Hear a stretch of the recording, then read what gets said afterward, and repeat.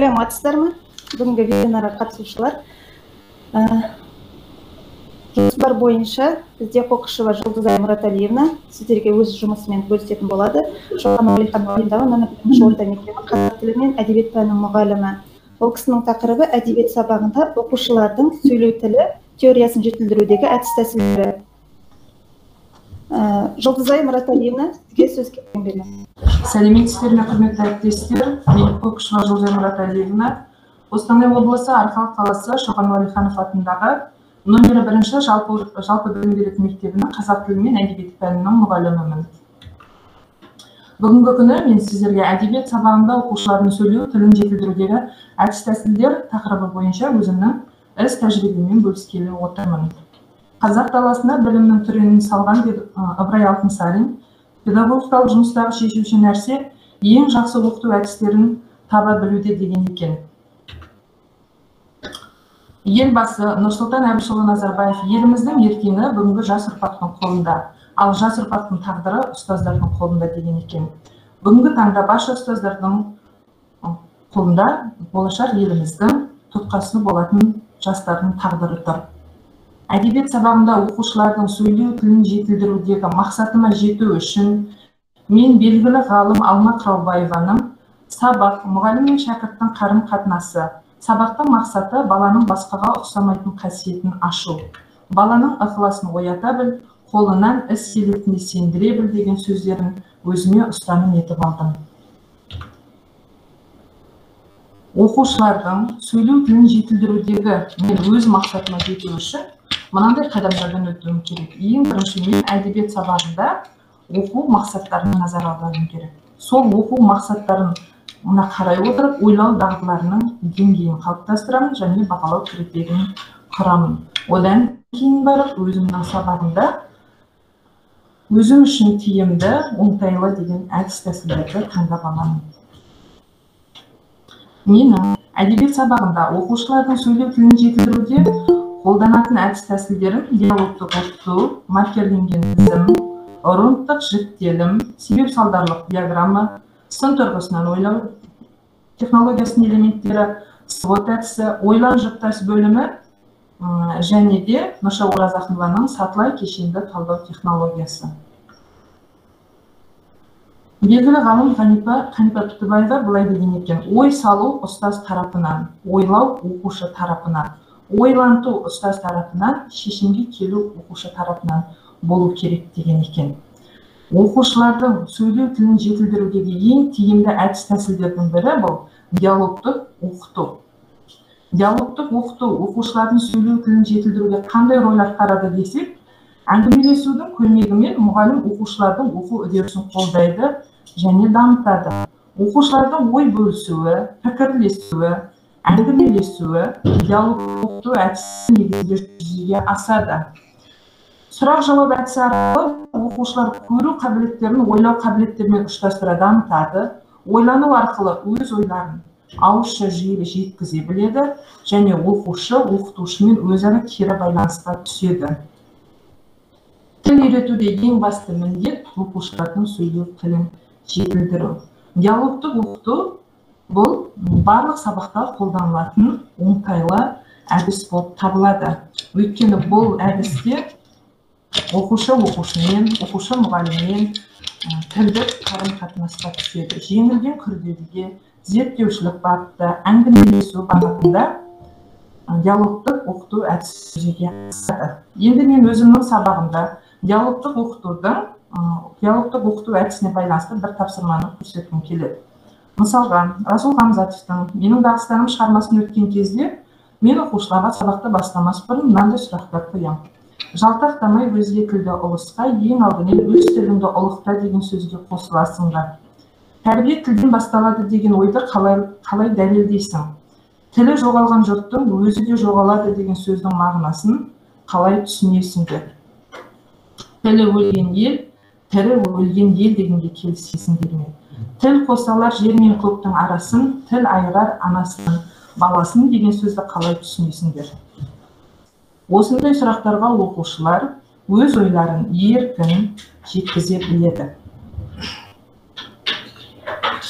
Ұлт ұстазы Ахмет Байтұрсынов әдіс керекшіліктен шығатын нәрсе деген екен.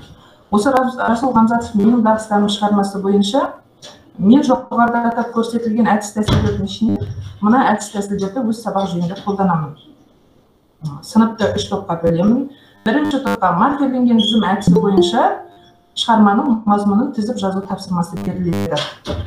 Міне маркерленген тізім, яғни оқушылар шығарма мазмұнын, идеясын түсіндіреді.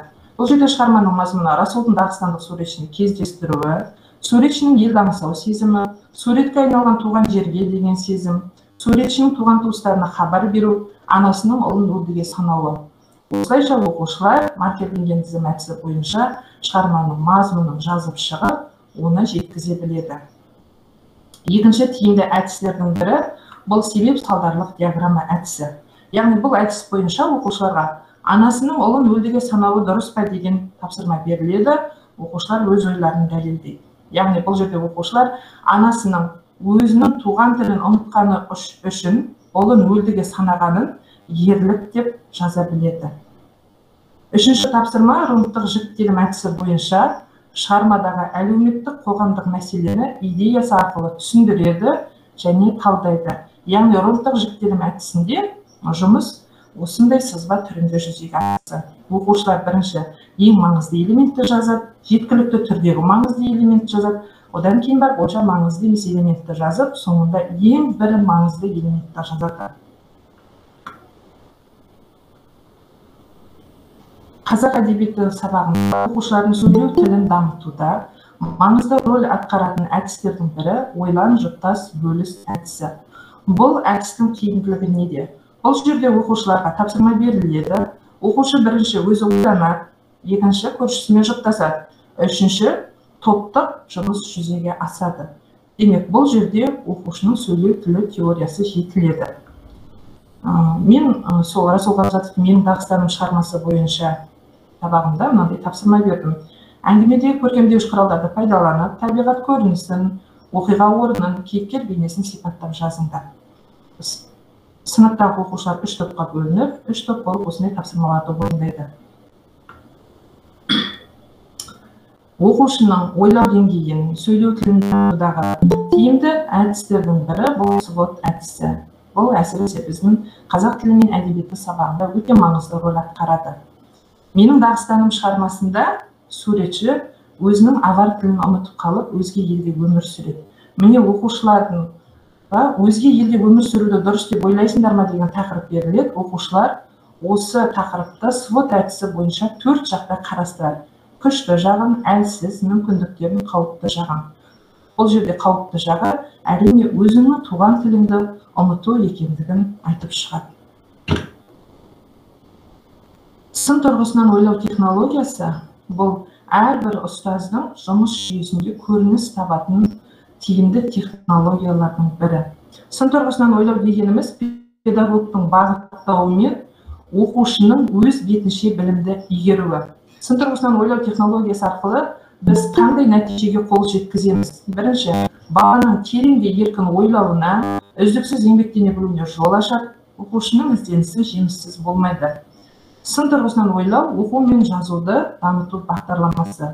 Оқушы мұғаліммен, сыныптастарымен сөйлесуге, пікір таластыруға, бір-бірінің ойын тыңдауға, құрметтеуге баулиды.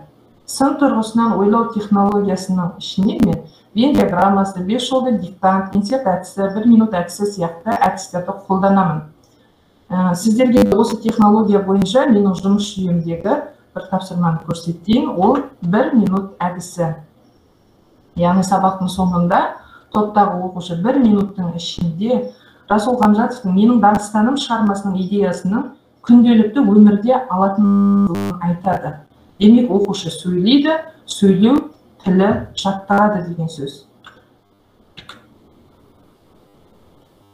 Қазақ әдебиеті сабағында оқушылардың сөйлеу тілін жетілдіруге көп мүмкіншілік жасайтын технологияның бірі Нұрша Оразақованың сатылай кешенді талдау технологиясы.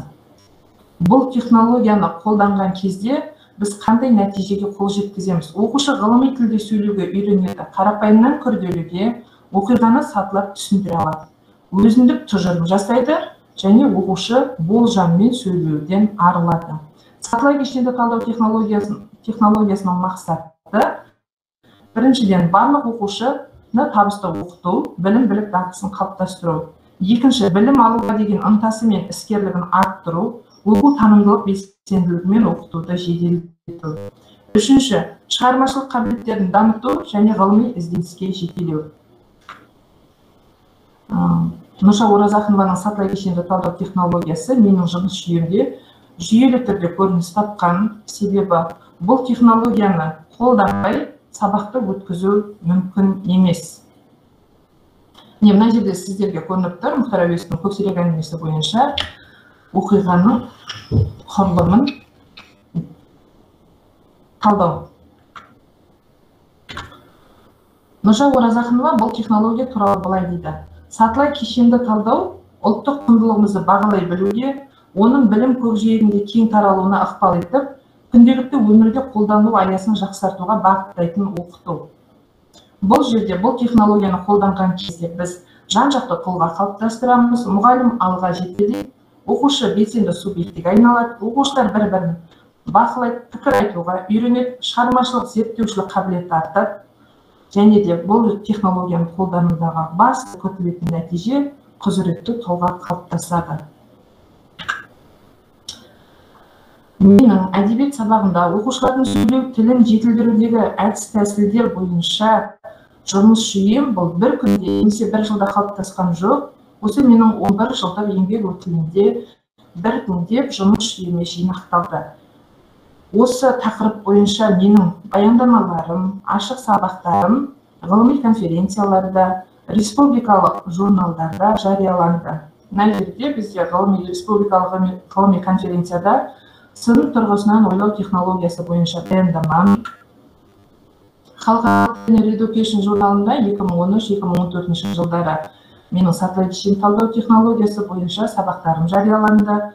Одан кейін Астана қаласында өткен республикалық ғылыми конференцияда мақалам жарияланды. Сонымен қатар білім технологиялары атты республикалық журналда ашық сабағым жарияланды. Бұл ашық сабақта мен өзім жоғарыда атап көрсеткен әдіс тәсілдер, жаңа маркерленген тізім, ұрымтық жіктелім, свод әдісі қолданылған.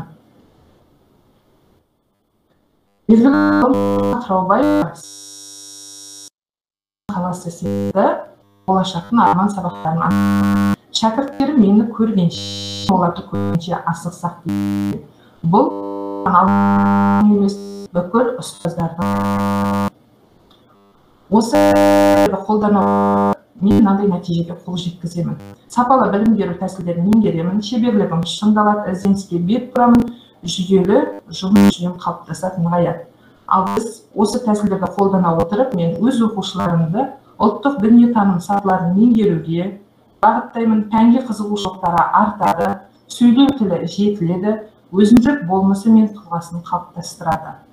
Бүгінгі таңдағы барша ұстаздардың, әсіресе қазақ тілі мен әдебиет пәнінен сабақ беретін ұстаздардың басты мақсаты өз ойын еркін жеткізе алатын, жан-жақты, берілген тақырыпты күнделікті өмірмен байланыстыра алатын құзыретті тұлға қалыптастыру. Осы әдіс тәсілдерді өз жұмыс жүйемде қалыптастыру арқылы өз мақсатыма қадам басып келемін және болашақта да ары қарай ізденісте боламын деп ойлаймын. Назарларыңызға рахмет.